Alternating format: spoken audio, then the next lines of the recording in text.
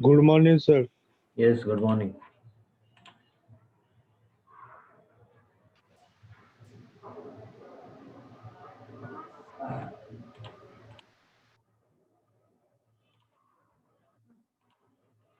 Hi, take it.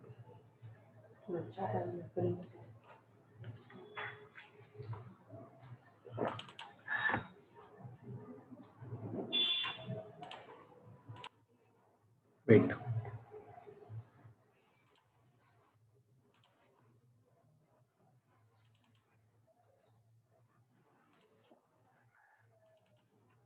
Chalo, let's start now. Hello.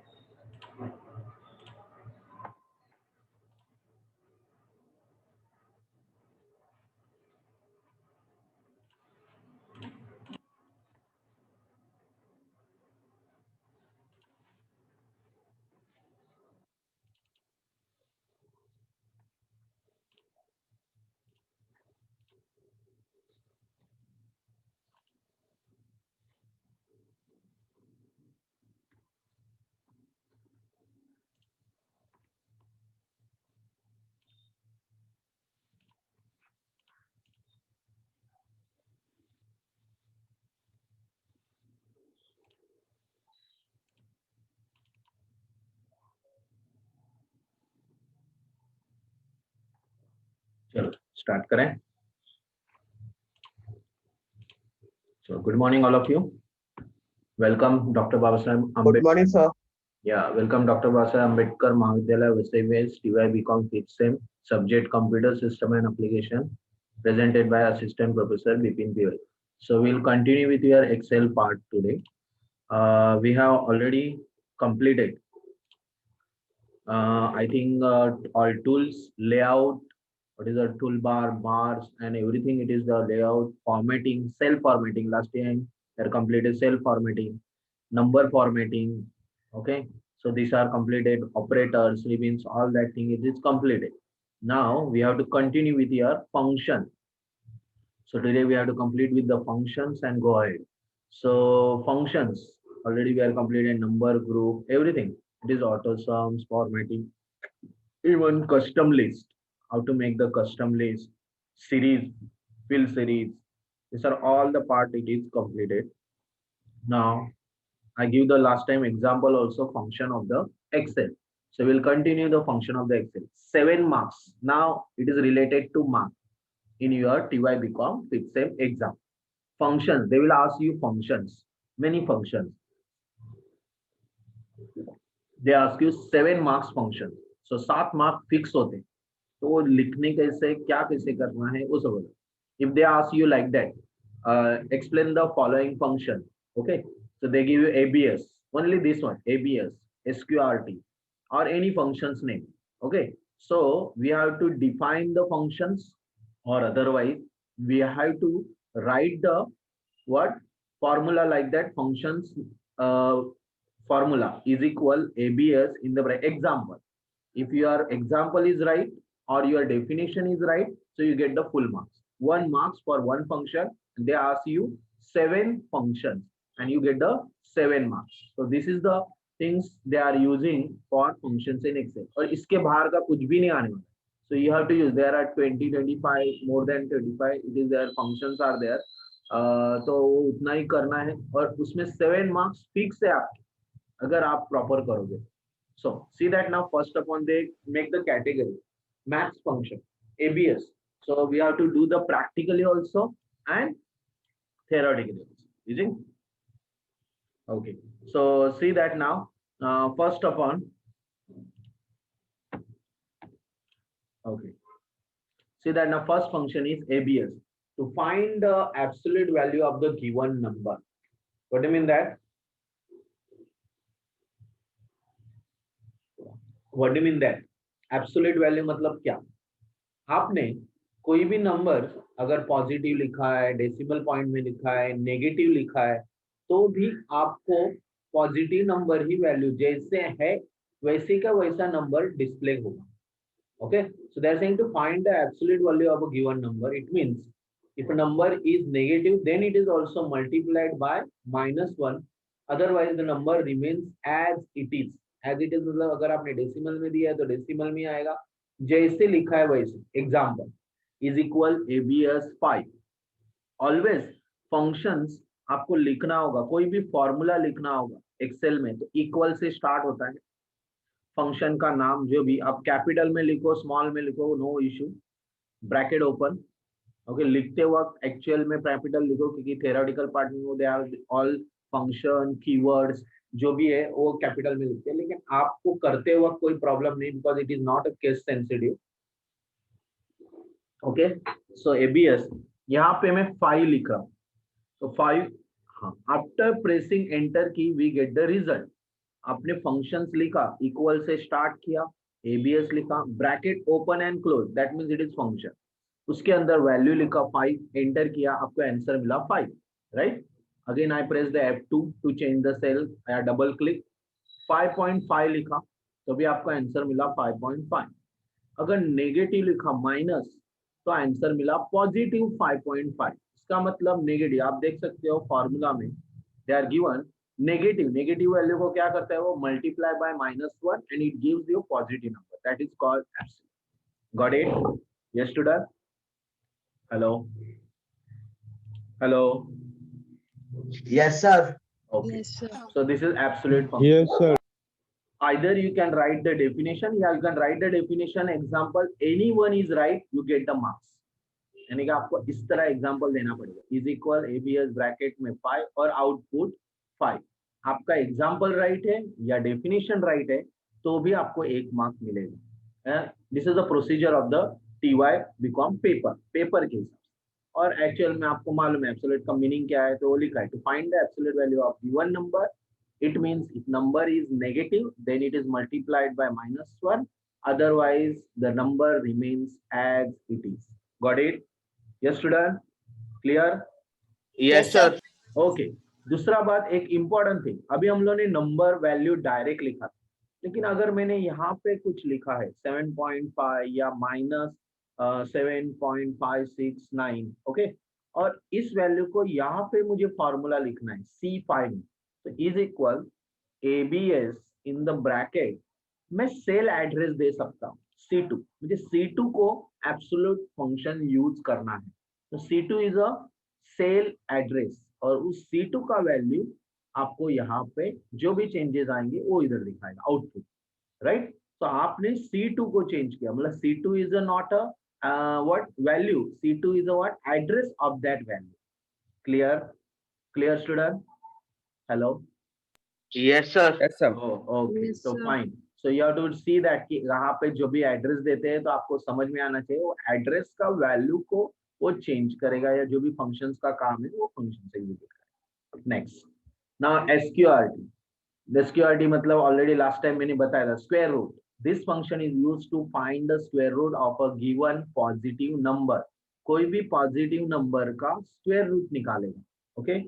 Negative number को error आएगा, देखो इस तरह एरर आएगा, -16 दिया है उसको एरर है, लेकिन स्क्वायर रूट काम क्या करता है, इज इक्वल SQRT। आपने जो भी नंबर दिया, सपोज मैंने 144 दिया, ब्रैकेट क्लोज किया, एंटर किया, देखो इक्वल से स्टार्ट किया, फंक्शन लिखा, there is no space, bracket open किया, 144 लिखा, देन ब्रैकेट क्लोज किया, एंटर किया, so we can see that 12 it is a square root of the 144। is it clear? Yes student, okay. Yes, sir. अगर Yes, sir. अगर हम लोगों ने negative लिखा SQRT -144, तो आपको क्या होगा, मैंने क्या बोला था, नेगेटिव नंबर का स्क्वायर रूट होता नहीं है, तो आपको एरर मैथमेटिकल टर्म्स के हिसाब से उसमें एरर, नंबर एरर दे दिया, क्या दिया, number error. Got it? Clear? चलो नेक्स्ट, मॉड फंक्शन, तो आपका मीनिंग वही है, स्क्वायर रूट का तो हो गया, this function is used to find the square root of the given number. मतलब आपको इजीली अगर आपने डेफिनेशंस लिखा तो भी आपको मार्क मिलेंगे, या अदरवाइज एग्जांपल लेगा तो एग्जांपल लिखो ही लिखो, डेफिनेशन राइट हो ना राइट हो, लेकिन एग्जांपल अगर राइट है तो आपको मार्क्स। इज इट क्लियर है student? Yes, sir. Okay. Yes, sir. Okay, now next one, mod means remainder find out करने के लिए, मॉड्यूलस, तो modulus to find the remainder of the division, modulus, तो मॉड्यूलस में 2 पैरामीटर वैल्यू है, मतलब 23,5 इसका मतलब 23 डिवाइड बाय 5 और जो रिमाइंडर वैल्यू आएगा वो आपका modulus value. So to find the remainder of the division, तो चलो चेक कर लेते हैं।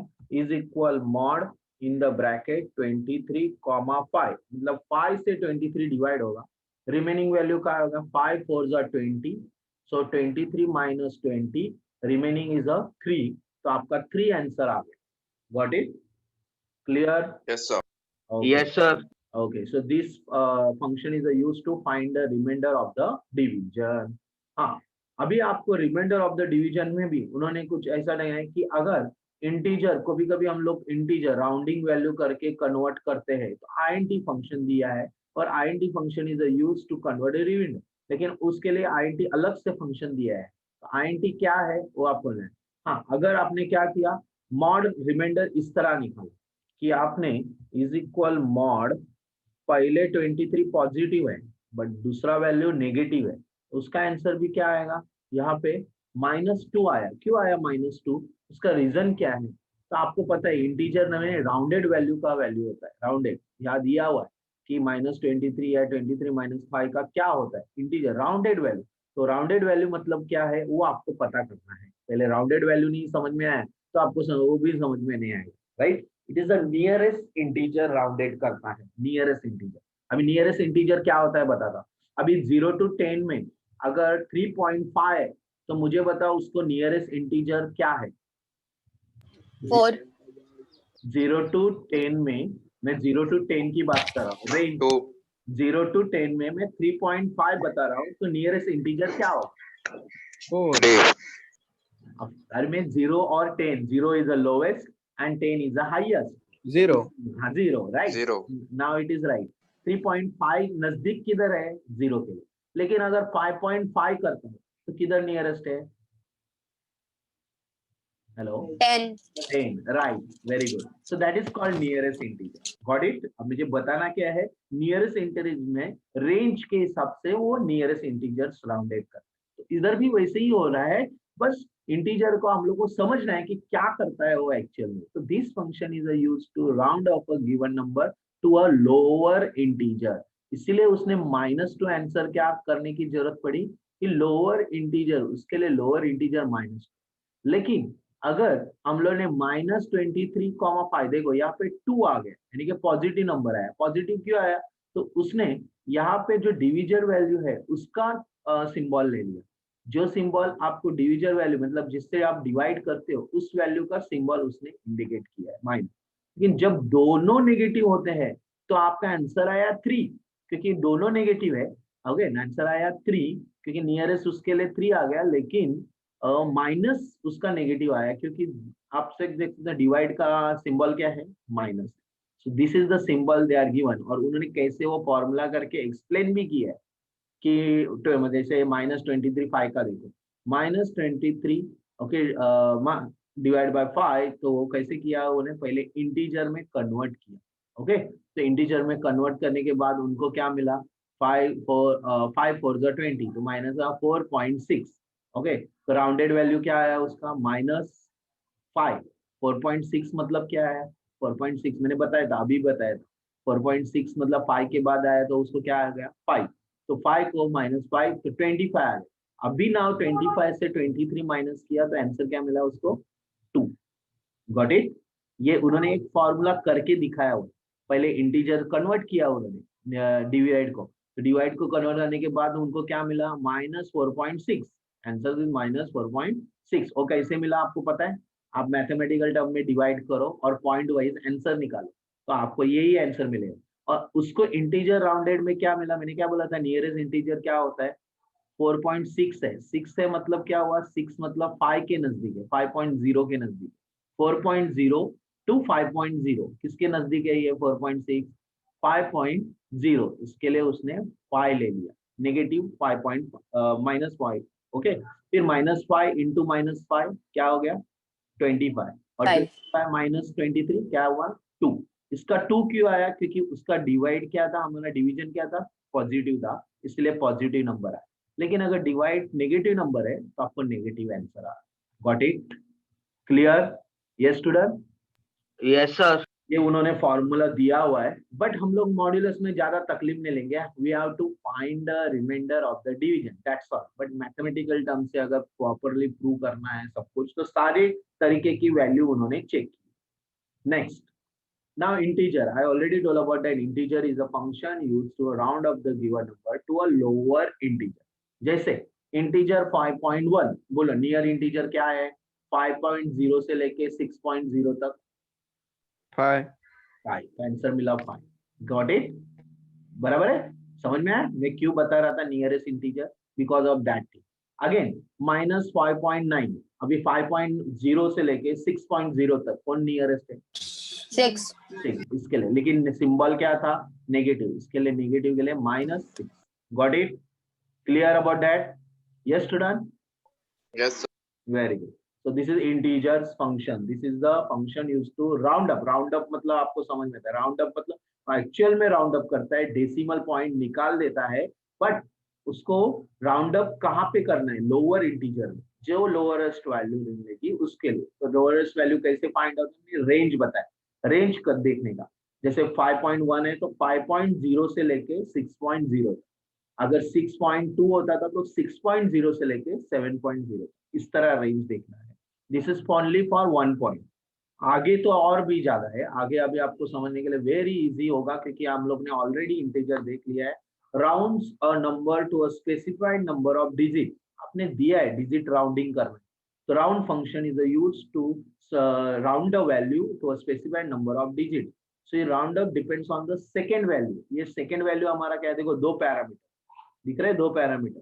इज इक्वल राउंड में अभी सब एग्जांपल इधर करके नहीं दिखा रहा, क्योंकि ऑलरेडी आपके मैंने कैसे करना है तो बताया.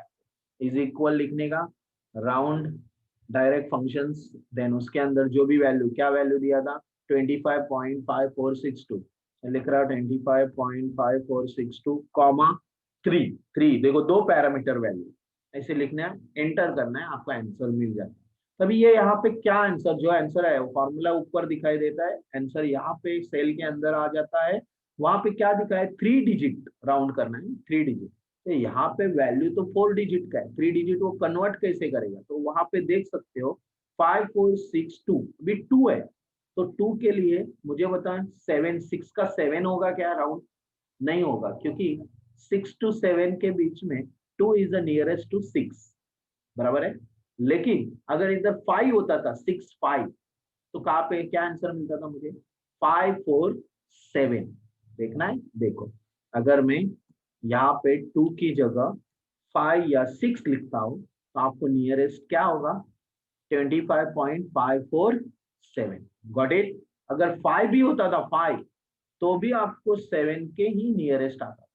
बट अगर 4 होता था, लास्ट वैल्यू 4, 3 डिजिट है ना, तो 3 डिजिट के लिए 3 डिजिट शो करेगा, लेकिन चौथे डिजिट का राउंडिंग वैल्यू कैसे हो रहा है कि नियरेस्ट. नियरेस्ट क्या हुआ? 6. Got it? Yes student? Hello? Yes, sir. या. So it depends on the second value. 3 digit था, इसके लिए 3 डिजिट है. अगर आप 2 डिजिट देते हो तो 54 6, अभी 2 डिजिट 6 के इधर बोलो रहा 4 और 6 है, तो 4 और 6 के बीच में देखो 4 to 5, 4 to 5 में 6 के लिए कहाँ पे जाएगा? वो 5 में जाएगा. तो आंसर मिला 25.55. Got it? राउंडिंग कर रहा है, राउंड मालूम है ना, राउंडिंग वैल्यू 5 के ऊपर ज्यादा रहता है, 5 या 5 के ऊपर ज्यादा रहता है, तो उसका वैल्यू वो राउंड कर रहे हैं. हम लोगों ने कितने डिजिट का राउंडिंग करने बोला है? 2 डिजिट, तो 2 डिजिट का राउंड हो गया. 1 डिजिट, तो 1 डिजिट का राउंड हो रहा है. देखो अभी यहाँ पे 6 है तो 4 का क्या हो गया उसको? 5. वैसे ही यहाँ 4 है तो 4 का उसने 5 का 6 किया क्या? उसने नहीं किया, 5 ही रखा. 25.5. Got it? Yes student? Yes, sir. अभी 0 डिजिट, 0 मतलब क्या होगा? एक भी डेसिमल पॉइंट नहीं चाहिए. एक भी डेसिमल नहीं चाहिए तो वो 25 को देखेगा, और 25 के आगे क्या है? डेसिमल के बाद 5 है, तो 25.5 है, तो उसका राउंडिंग क्या किया उसने? 26. क्यों 26 किया? तो आपको पता है 25 to 26 के इसमें नियरेस्ट इंटीजर क्या है उसके लिए? 26. Got it? Yes student? All clear? Hello? Yes. Yes. Okay fine. ये तो हो गया आपके नॉर्मल पॉजिटिव सेकेंड वैल्यू. लेकिन अगर नेगेटिव सेकेंड वैल्यू आ जाता है, जैसे यहाँ आया है -1, तो वो नियरेस्ट 10 होता है। -2 मतलब नियरेस्ट 100 होता है, और -3 मतलब नियरेस्ट 1000 होता है, -4 मतलब नियरेस्ट 10,000 होता है, -5 मतलब नियरेस्ट लैक्स होता है। तब ये क्या है बता दो, आपको कंफ्यूज नहीं करता। देखो -1 मतलब 10, तो 10 के नियरेस्ट मतलब 10 to 20, 20 to 30, 30 to 40, 40 to 50, 50 to 60 like.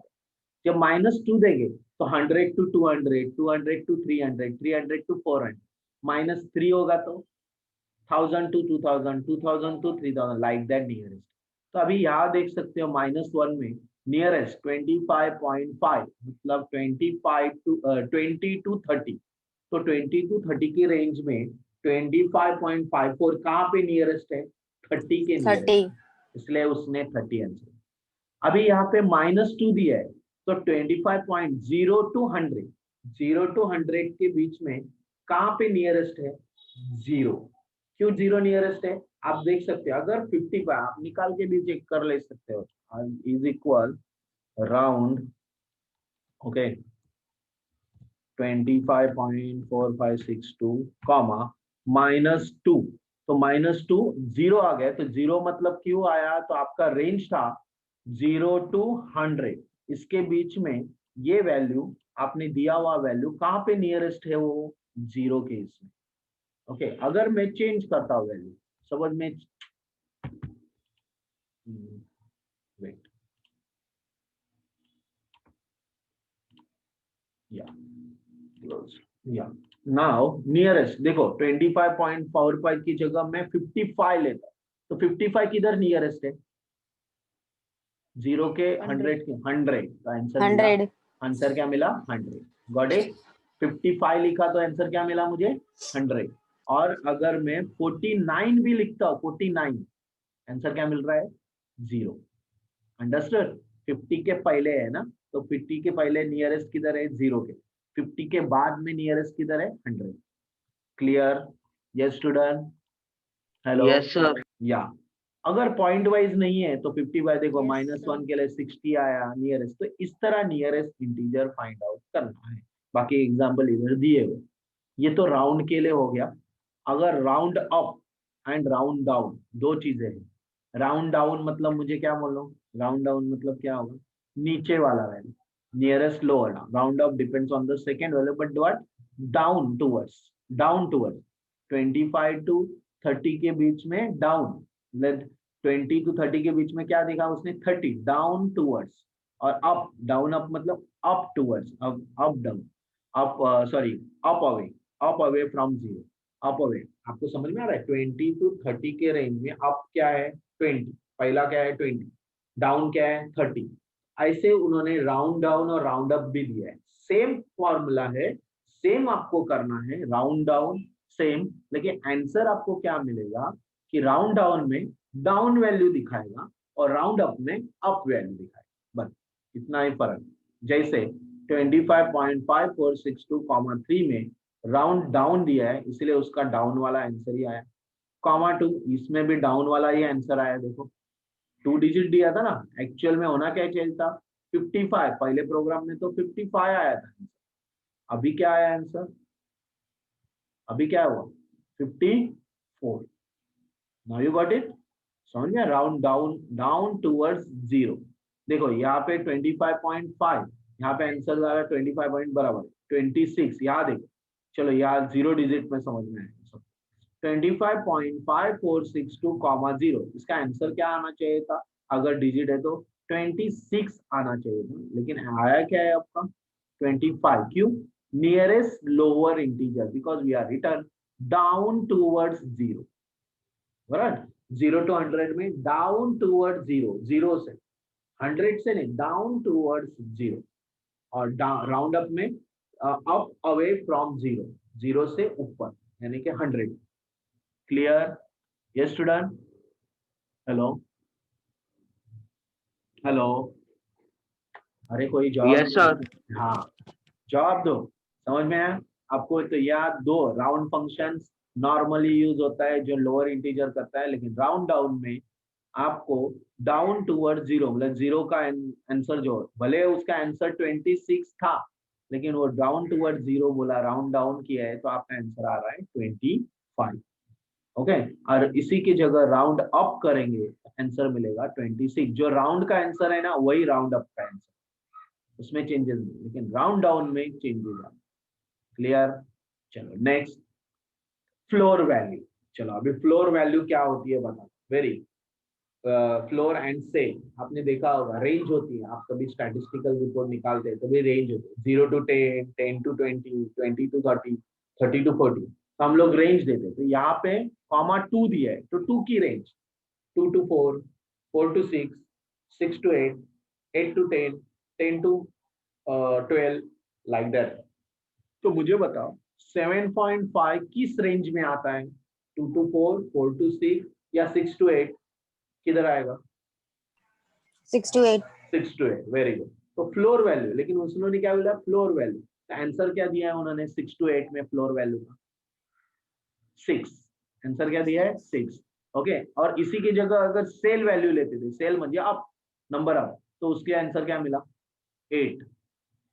Cell value मतलब अप, 6 to 8 में अप वैल्यू क्या है? 8, और फ्लोर वैल्यू क्या है? 6। Have you got it? Answer समझ में आया?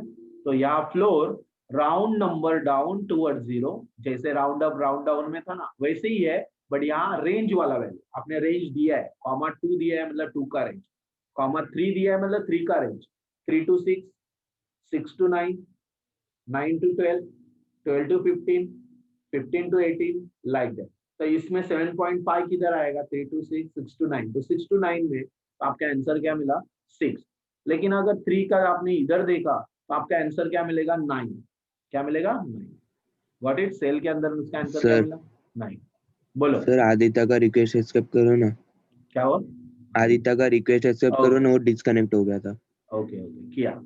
Thank you sir. ओके, चलो तो now we can continue with their ceiling value and आपको देखना है तो आपको रेंज में एक्सेल में भी समझा। देखो यहाँ रेंज उन्होंने दिया था क्या? फ्लोर।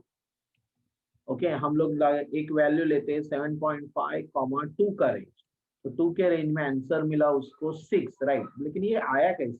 जैसे आपका रेंज है 2 to 4, 4 to 6, 6 to 8, suppose 8 to 10, इतना लेते हैं।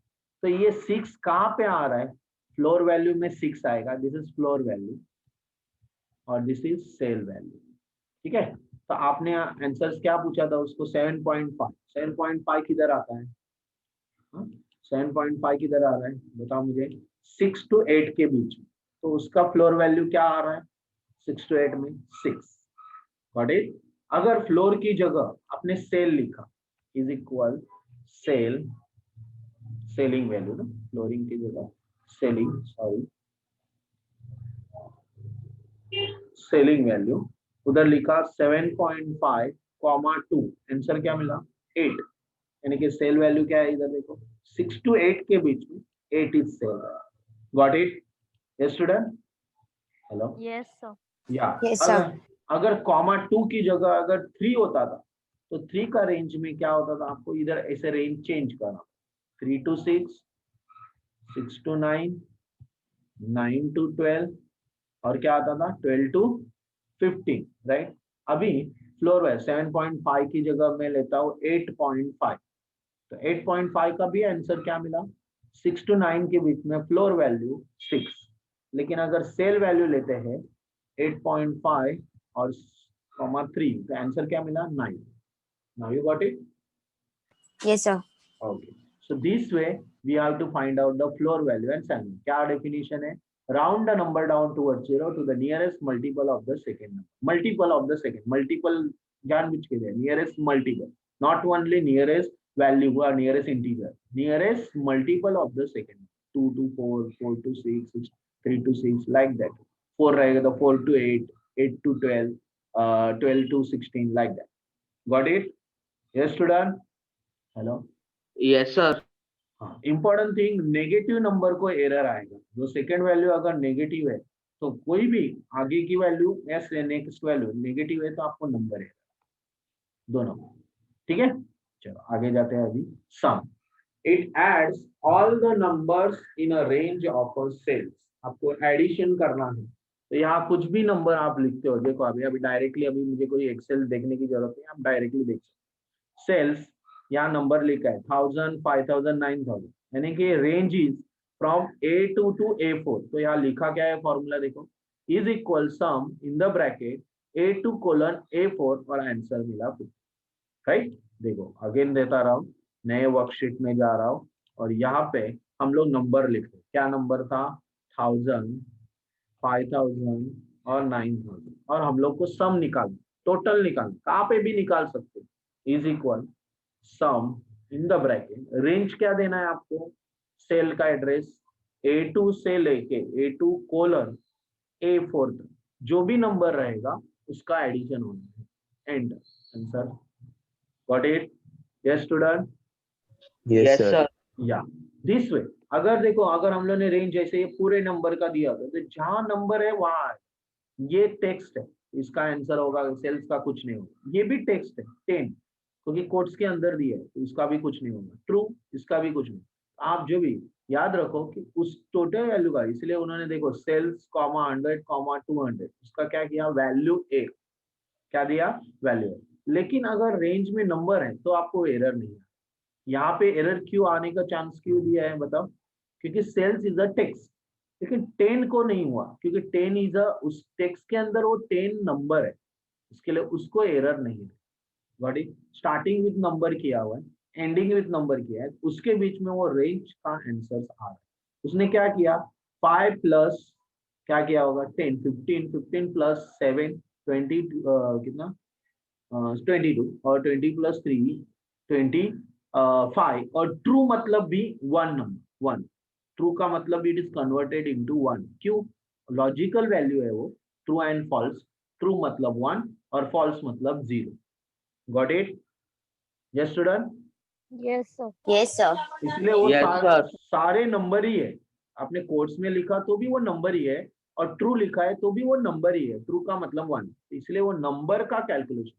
अगर इधर एक भी टेक्स्ट होता था तो उसका आंसर आता था hash value error, value error, जो अंदर वैल्यू डाला है रेंज में वो value error. Got it? Clear about that?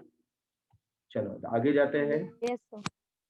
अभी मैथ्स फंक्शन कंप्लीट हो गए, अभी स्टैटिस्टिकल फंक्शन। मैक्सिमम से गिवन रेंज के अंदर से मुझे मैक्सिमम वैल्यू फाइंड आउट कर, this function is used to find the highest number between given range of data. तो हम लोग को अभी इसी के अंदर हम लोग मैक्स फंक्शन यूज कर, is equal max in the bracket, कहां से लेके कहां तक, A2 से लेके A4 तक। मैंने ड्रैग किया, ऑटोमेटिकली रेंज आ गया A2 colon A4, bracket close, enter. आपका आंसर मिला, मैक्सिमम वैल्यू इज 9000। उस रेंज में मैक्सिमम वैल्यू क्या है, 9000। Clear? Clear student? Yes, sir. या Yes, sir. देखो इन्होंने ऐड भी किया A1 कोलन A4 कॉमा 80,000, तो मैक्सिमम वैल्यू क्या मिला, 80,000। Got it? लेकिन अगर उसके अंदर टेक्स्ट आता है तो वैल्यू है। सेम थिंग मैक्सिमम की तरह मिनिमम वैल्यू, आपको मिनिमम वैल्यू के लिए इज इक्वल मीन फंक्शन है, ब्रैकेट यहाँ पे रेंज दे दिया, ब्रैकेट क्लोज किया, एंटर किया, आपका मिनिमम वैल्यू आया 1000। Got it? Yes, sir. Next average. Average में क्या होता है, एवरेज, ये सारे फंक्शन है ना, ये फंक्शन आपको पूछने वाले। मैंने क्या बोला था आपको, फंक्शन 7 मार्क्स को लिखने के लिए आएंगे, डेफिनेशन और विथ एग्जांपल, बस दैट्स ऑल। आपको करने के लिए किधर आएंगे, जहाँ कैलकुलेशन हुआ आएगा उधर। अगर इस तरह कुछ आपको हाईलाइट कर रहा है, पॉपअप कर रहा है, तो आप डायरेक्ट डबल क्लिक करो, वहां पे वो एवरेज का स्पेलिंग बिलिंग मिस्टेक वो सब। Next, average of A2 to A4। तो A2 to A4 का एवरेज क्या होगा, डिवाइड बाय 3, यानी कि total divide by 3, 9000 plus 5000 plus 1000 कितना हुआ, 15,000। 15,000 divide by 3, 5000। Got it? Average? Yes, sir.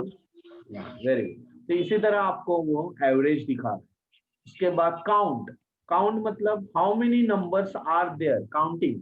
ये काउंट क्या कर रहा है, देखो अगर मैं रेंज कर रहा हूँ, यहाँ दे रहा है, समझ में, यहाँ पे एक टेक्स्ट लिख लेता, यहाँ एक टेक्स्ट लिख लेता, सेल्स, ठीक है।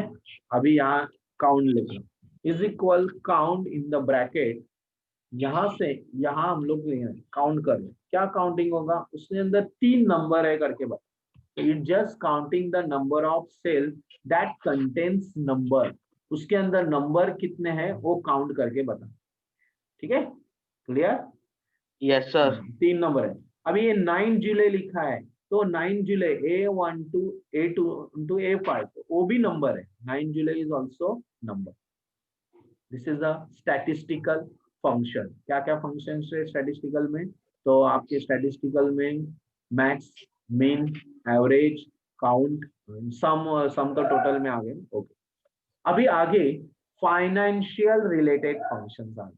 While using financial functions, you will have to show that you are consistent about the units. So use the satisfying that financial function. Okay. तो फाइनेंशियल फंक्शंस क्या है? फाइनेंशियल फंक्शन में क्या आता है, आपको principal amount, rate of interest, loan यानी कि प्रेजेंट वैल्यू, फ्यूचर वैल्यू, वो सब फाइंड आउट। उन्होंने सब आपको ये ऐसे एक्सप्लेनेशन पहले दिया है। मंथली होता है, यानी कि मंथली मतलब annual interest rate by 12, quarterly होता है तो क्वार्टरली मतलब 4 मंथ, हाफ ईयरली होता है मतलब 2, ओके, इस तरह बता। वैसे टर्म्स, ईयर टर्म्स भी मंथली होता है, क्वार्टरली होता है, हाफ ईयरली होता है। और ऑल्सो उन्होंने पीवी का मतलब प्रेजेंट वैल्यू, जो present value of that investment और लोन, एफई मतलब फ्यूचर वैल्यू ऑफ इन्वेस्टमेंट और, ये सारे टर्म्स दिए क्योंकि आपको पता चले कि वो लिखा क्या, ओके। एंड एनपीआर मतलब नंबर ऑफ पीरियड, पीआर मतलब period of calculation, specified period, installment number, per मतलब installment, per month, per year, installment number. Then PMT, अभी पीएमटी फंक्शन दिया हुआ है, रेडीमेडली आपको मिलेगा। What is the use of PMT function? This is the financial function. PMT function calculate the payment for a loan. Loan का payment calculate कर। It is based on constant payment and a constant interest rate. क्या बोला? Constant payment के ऊपर और constant interest rate के ऊपर वो loan का payment का calculations करता है, ठीक है? चलो example देख लेते हैं। This is the example. ना यहाँ पे दिया है example, 8% interest rate per annum के हिसाब से 5 इयर्स के लिए 10 लाख रुपीस दे रहे हैं, तो मंथली पेमेंट उसका कितना होगा निकाल के चेक कर लें। उन्होंने क्या दिया था, 8% interest rate, okay, per annum था। फिर उन्होंने क्या दिया है, 5 इयर्स के लिए, 5 साल के लिए, 5 इयर्स के लिए, ठीक है। फिर दिया हुआ है 10 lakh, 10, 1 2 3 4 5, 10 lakh, okay. This is the principal amount, या आप बोल सकते हैं लोन अमाउंट बोल सकते, लोन अमाउंट, इतना लोन निकालो तो मंथली क्या होगा, फॉर्मूला इज इक्वल पीएमटी। अभी पीएमटी में क्या क्या देना है वो ऊपर दिया था, पहले भी बताया था। पीएमटी में क्या देना है, पहले रेट देना है, रेट, तो पहले रेट देना है मतलब क्या देना पड़ेगा, दिस इज 8%, A1 कॉम में क्या दे रहा है, A1 दे रहा, या डायरेक्टली भी लिख सकते थे, लेकिन मैं सेल एड्रेस दे रहा हूँ क्योंकि मैंने सेल में ऑलरेडी वैल्यू डाला हुआ, A1। फिर उसके बाद क्या है, एमपीआर, नंबर ऑफ पीरियड क्या था, 5 इयर्स, लेकिन अभी 5 इयर्स को कन्वर्ट करना पड़ेगा, करते हैं, ठीक है। देन प्रेजेंट वैल्यू, कॉमा करके वैल्यू दे रहा है, प्रेजेंट वैल्यू या प्रेजेंट वैल्यू। फिर उसके बाद अभी इसमें प्रॉब्लम क्या है कि हम लोगों ने रेट ऑफ इंटरेस्ट किसके हिसाब से, पर एनम के हिसाब से वो स्पेसिफाई नहीं किया, यानी कि 8% है कि 8% किसके हिसाब से, A1 डिवाइड बाय 12, यानी कि पर एनम डिवाइड बाय 12 मतलब समझे, मंथली निकालना है ना, तो डिवाइड बाय 12, तो 12 के हिसाब से वो दे दिया। और दूसरा सेकेंड वैल्यू भी A2 into 12, क्यों A2 into 12, कि 5 इयर्स बताया हुआ है लेकिन मंथ वाइज करना है, तो 5 इयर्स का 12 इंटू करेंगे तब मुझे पता चलेगा 60 मंथ, क्या पता चलेगा, 60 months. बराबर ना। तो इसीलिए उन्होंने क्या किया, A2 into 12, और लोन अमाउंट तो वही रहेगा, A3 जो है वही रहेगा। नाउ एंटर, आपको आंसर मिला कि लोन अमाउंट मंथली आपको माइनस क्यों दिया समझ में आया, 20,276 पे करना है 8% इंटरेस्ट के हिसाब से, monthly.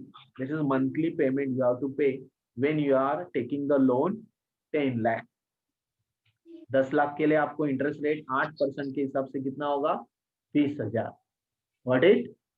समझ में आया? Yes, sir. Very Yes, sir. Clear. समझ, मतलब फॉर्मूला लिखा, कुछ भी नहीं किया, उनका फॉर्मूला था वही लिखा मैंने, बस उसको कन्वर्ट करना आना चाहिए कि मंथली किया है, क्वार्टरली किया है कि ईयरली किया है, बस इतना. तो ये बैंक के लिए, जो भी बैंक में ज्वाइन हो रहा है, फाइनेंशियल कंपनी में ज्वाइन हो रहा है, आप कॉमर्स पर्सन के लिए सबसे इंपॉर्टेंट पार्ट है. पीएमटी, इंटरेस्ट रेट, सब कुछ निकाल. तो ये हुआ प्रिंसिपल. नेक्स्ट उसी तरह सर, तो हम लोग को अभी एमसीक्यूज में जो एग्जाम्स आने वाले तो उसमें हम लोग को कैसे टाइप क्वेश्चंस आएंगे? मींस ऐसे ही हम लोग को फंक्शंस पूछे जाएंगे क्या? और आंसर पूछ सकते हैं, कुछ भी पूछ सकते हैं. We can't guess. डेफिनेशन पूछ सकते हैं या अदरवाइज. मैं कुछ गेस नहीं कर सकता हूँ कौन से तरह का आएगा, क्योंकि जो आपको बुक के अंदर है उसके बाहर का कुछ नहीं आएगा. Okay, they will give the options कि ये फंक्शन किसके लिए काम आता है, या अदरवाइज दे गिव द ऐसे प्रॉब्लम बताएंगे, प्रॉब्लम देख के उसका आंसर क्या आता है वो पूछेंगे. राइट? है ना? समझ में आया? जैसे अभी ये प्रॉब्लम था, इसका आंसर क्या आता है? आंसर आता है 20,000, तो वो निकालने को बोले. That we can not guess. Okay, clear? Yes, sir. या ओके. नेक्स्ट, अभी now PPMT. PPMT, it returns the payment on the principal for. और मेरे ख्याल से आप एग्जाम के लिए मत पढ़ो, मेरे ख्याल से आप पढ़ाई करने के लिए. नाउ यू आर टी आया, ये एग्जाम्स तो मुझे लगता नहीं है कि आपको आगे बढ़ा सकती है. आपका पढ़ाई आपको आगे बढ़ा सकती है. After that this function you can use in Excel anywhere. आप जहाँ जाओगे, काम करोगे, वहां पे वो काम पे आना चाहिए. That is important. You learn for understanding, don't prepare for only exam. Only exams के लिए जो पढ़ता है उसको भूलना पड़ता है, ये भूलेंगे आप. लेकिन अगर आप इंटरेस्टिंगली पढ़ोगे तो आपको आपके फ्यूचर में काम आएगा. जहाँ भी आप फाइनेंशियल कंपनी में या किधर भी काम करोगे वहां पे ये काम आएगा. चलो next part, PPMT. It returns the payment on the principal for a given period of investment. आपके PPMT आपके प्रिंसिपल अमाउंट के गिवन पीरियड, जो भी इन्वेस्टमेंट किया है, जो भी based on periodic constant payment and constant interest. Constant payment होता है, कांस्टेंट इंटरेस्ट रेट होता है और पीरियोडिक होता है. उसके अंदर आपको payment on the principal, principal के ऊपर पेमेंट क्या लगेगा वो बताएं. पीपीएमटी फंक्शंस, उसका भी एग्जांपल दिया है. सेम एग्जांपल देखो यहाँ पे दिया हुआ है, लेकिन पीपीएमटी क्या लगेगा. यहाँ पे पेइंग यहाँ दिया है. If you want to know the in the first installment 20,000, but how much you are paying toward principal amount, then the formula will be as follow. 8% के हिसाब से आपको कितना पीपीएमटी प्रिंसिपल अमाउंट होना चाहिए वो बताएं. तो आप लिख रहे हैं is equal PPMT, okay, in the bracket. सबसे पहले उन्होंने क्या दिया, फॉर्मूला के अंदर आप चेक करने का रेट. पहले रेट दिया है, कॉमा. दूसरे बात, उसके बाद क्या दिया है, पर पीरियड, मतलब पर मतलब क्या हुआ, पर 5 ईयर्स के लिए ना, तो पर आ गए. नेक्स्ट एनपीआर, अभी वो भी एनपीआर भी कॉमा एनपीआर सेम आ गए. क्या बता दो अभी उसमें चेंजेस क्या करना. फिर प्रेजेंट वैल्यू, लेकिन अभी इसमें चेंजेस क्या आएंगे वो बता दो. ओके, चेंजेस क्या आएंगे, तो चेंजेस आपको इस तरह आएंगे कि आपको पहले 8% ऑफ ईयरली, आपको डिवाइड बाय क्या करना पड़ेगा, 12. नेक्स्ट, उसके बाद आपको बोला हुआ है 1, एक मंथ के लिए हम लोग निकालते, एक मंथ, तो हम लोग को 1 डालना पड़ेगा. नेक्स्ट, उसके बाद आपको A2 मतलब 5 ईयर्स है, लेकिन 5 ईयर्स को हम लोग मंथ में कन्वर्ट करना है, मतलब इंटू 12. 1 मंथ के लिए आपको इतना पे करना है, -13,609. This is the principal amount of actual principal. उसके ऊपर जो है वो क्या दे रहे हैं हम लोग, इंटरेस्ट. एक्चुअली हम लोग को इतना पे करना होता है, उसके ऊपर इंटरेस्ट है. अभी इंटरेस्ट निकालना है, इजीली इंटरेस्ट निकाल सकते हैं. 20,000 से 13,000 माइनस करेंगे तो वो क्या होता है, इंटरेस्ट. बराबर ना, इंटरेस्ट में, वो भी उन्होंने इजीली निकाल के दिया. आईपीएमटी, तो IPMT function is equal interest of payment. Same देखो, ये यहाँ पे जैसे किया था वही काम है. इंटरेस्ट ऑफ पेमेंट क्या था फॉर्मूला, वो भी आप ऊपर चेक कर सकते. रेट पर एनपीए और पीवी वही दिया है, लेकिन इंटरेस्ट पेमेंट निकाल रहे हैं। तो इंटरेस्ट पेमेंट में हम लोग को क्या देना है, इंटरेस्ट मालूम नहीं है, ऐसा करके हम लोग चल रहे थे। इंटरेस्ट पेमेंट कितना होगा, तो हम लोग लिख रहे हैं कि पहले इंटरेस्ट के हिसाब से यहाँ डिवाइड बाई 12 कर रहा हूँ, डायरेक्ट कर रहा हूँ अभी। उसके बाद 1 मंथ के लिए, ओके। फिर उसके बाद 5 इंटू 12 सेम क्या होगा, 5 इंटू 12 मतलब 82 इंटू 12, ओके, कॉमा अमाउंट है अपना 10 lakh, bracket close. Interest payment आ गया 6,666 रुपीज। आप चेक कर सकते हो 20,000 से 276.39 से माइनस करो 13,609, तो आपको यही आंसर मिलेगा। That is a interest 10 lakh के ऊपर मंथली आप 6,666 रुपीज आपको पे करना पड़ता है इंटरेस्ट। Got it? अगर ये दोनों को मिला के आप आंसर करते हो तो आपको वही आंसर मिलेगा, इज इक्वल प्लस दिस। देखो सेम आंसर जो आप एक्चुअली मंथली पे कर रहे हो with interest. Got it? Yes student, hello, yes sir. समझ में आया? ये सारे function financial function, this is all financial functions that we are doing. आगे एनपीआर है, रेट है, पीवी है, एफवी है, okay, that we are to do it. Hello, तो हम लोग फटाक से ये कंप्लीट करते हैं, फिर अटेंडेंस लेते हैं, देन विल स्टॉप। ये कंप्लीट करते हैं, फंक्शंस रखेंगे। NPR it is used to find NPR is used to find the number of period for an investment based on periodic constant payment and constant interest। क्या बताए? Number of period. हम लोग को number of period जानना है कि उतने amount में अगर हम लोग मंथली इतना पे कर सकते हैं तो कितने महीने तक मुझे पे करना पड़ेगा। That is called number of period for an investment based, मतलब मुझे कितना देर तक पे करना पड़ेगा, 8 महीना, 10 महीना, 15 महीना, 20 महीना, 60 महीना, तो वो हम लोग को फाइंड आउट करना है। तो वही आंसर है आपका, is equal NPR, okay, NPR that is to find out the number of period. And then वहां पे क्या क्या फॉर्मूला है, पहले रेट, रेट मतलब 8% डिवाइड बाय 12 कॉमन।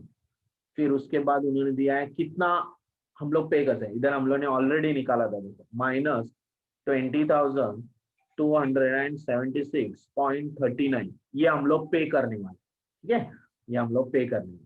फिर उसके बाद उन लोग को कितना अमाउंट के लिए प्रेजेंट वैल्यू कितना लेने वाला है, 10 लाख, 1 2 3 4 5, उसके लिए आपको कितना महीना लगेगा, 60 मंथ्स, ठीक है, क्लियर है?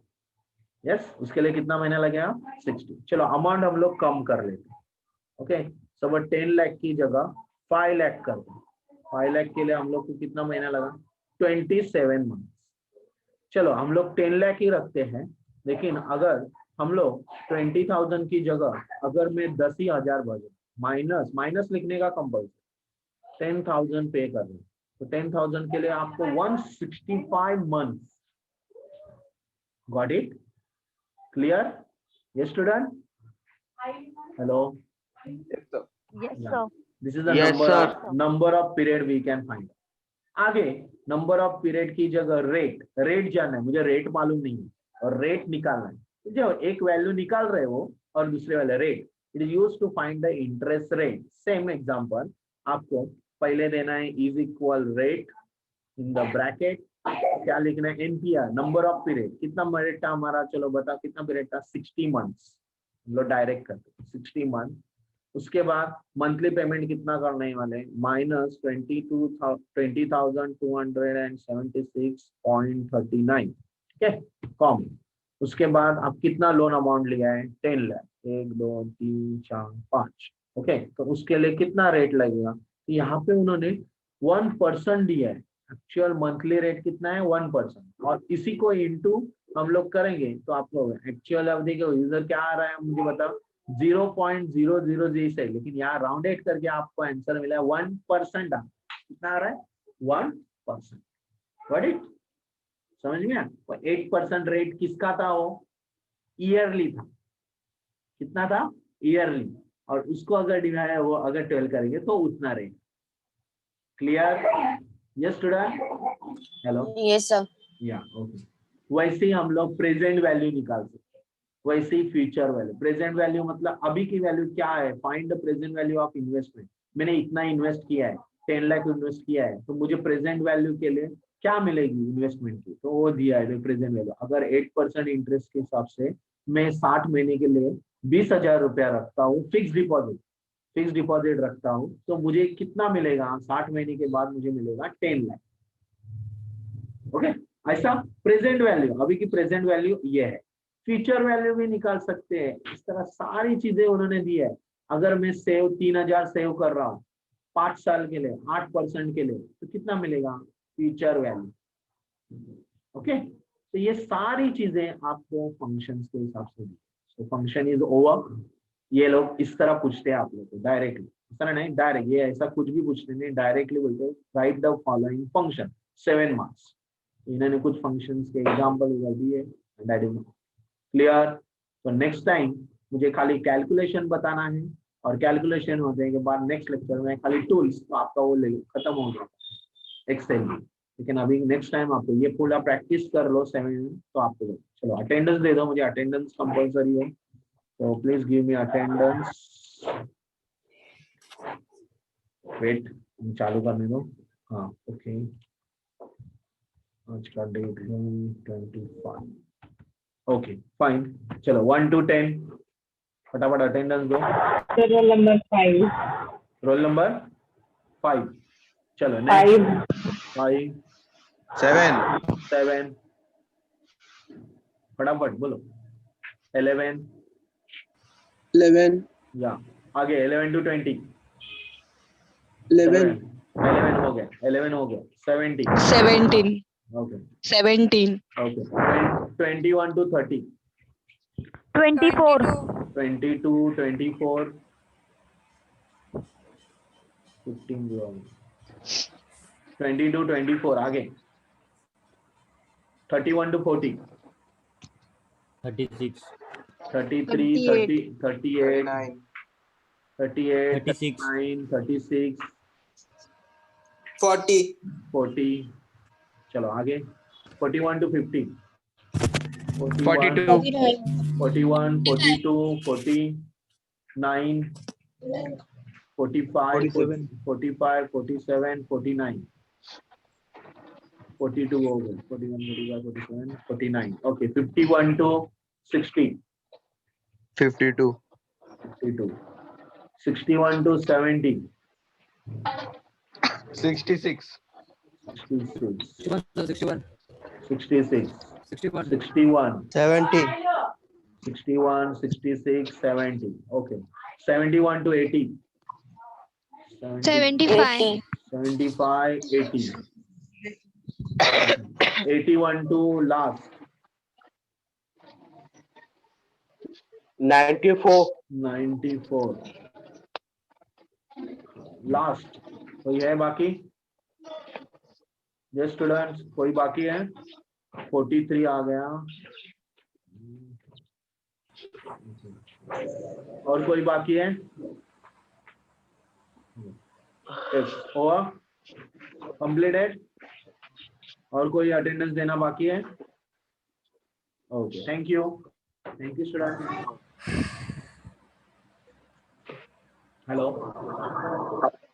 Hello thank you.